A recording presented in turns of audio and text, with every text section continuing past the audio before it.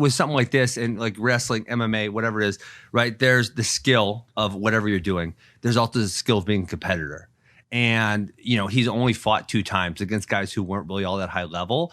And so his skill as a combat athlete probably is not that high yet. And it's going to take a while to get there.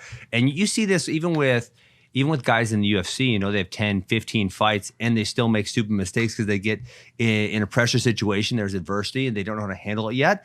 And then you see them years later, right? And they handle that adversity a lot differently. And they're more mature and they've been through it. And so like I've been through that for the last, I mean, I've been competing at a high level in wrestling since we'll say 17, 18 years old. I've been competing at, you know, a really high national level. So I've been through tons of adversity. And so it's like, you know, hey, I may not have the boxing skill, but that doesn't mean I can't get in there and fight somebody, right? I've been fighting people for 20 years. It doesn't mean that, but it might mean that you might not win. There's a chance. So here's how I think about it. If he's actually a really good boxer, right? Like I went and I was sparring with someone good. And what was that damn? He challenged for world title at Freddy's.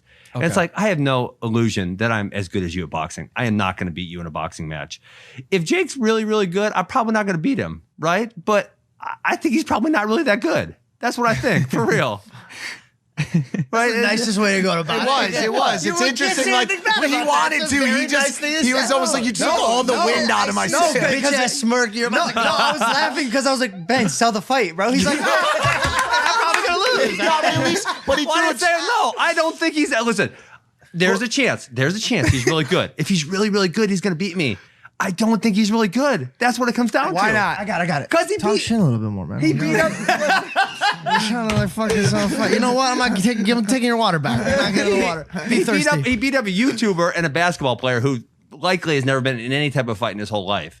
So what about that makes him good? Really though? That's a little better. It's right. My answer would be, did nothing he did in his last fight impress you? So it's like this. Like you wrestled, right? And you were actually relatively good. If I threw you in there against Jordan Burroughs, right? And even I'm really hell of a wrestler, I didn't have a chance against him. What would I learn about Jordan Burroughs? And the answer is I wouldn't learn much because the level discrepancy of the levels is so far apart and you're not good compared to him. So I'm not going to learn much about him, right? And so if he had fought someone good, we're going to learn something about him. He fought, I don't even know what the first dude's name was. He was a bum. And the basketball player, while he was a good athlete, looked like he literally, the first time he got punched, there was just like, oh shit. That's what it feels like. That's what it feels like. And it was like, to me, it was like, oh man, that guy really never got punched before. Like he'd never been hit. And so, you know, when someone's in there against people of that level, I think it's hard to judge. Did he throw a good 1-2? Yeah, sure, right? But I mean, if no one's ever fought, lots of people can throw good 1-2s against them. I just think, so Jake and I both are approaching that 3-year mark. Mm-hmm. With any sport, not even just sports, anything you do for 3 years, if you don't get somewhat good at it by that time, like stop.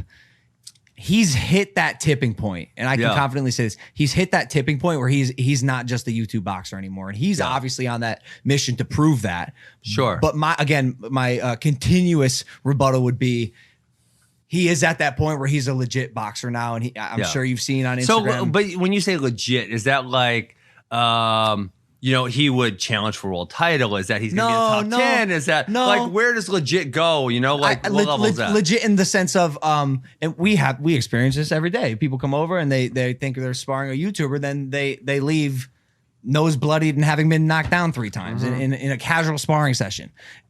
When I say legit boxer, I mean he's far beyond what his skill would be perceived.